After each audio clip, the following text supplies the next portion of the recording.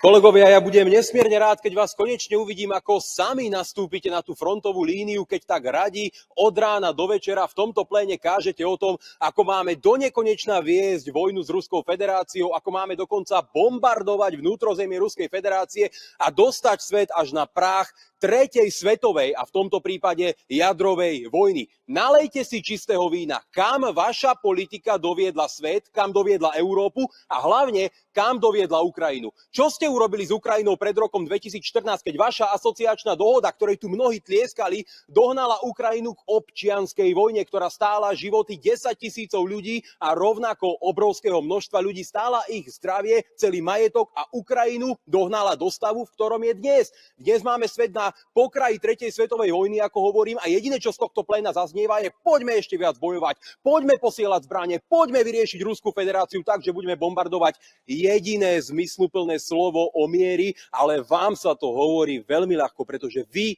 do tej vojny nechcete ísť.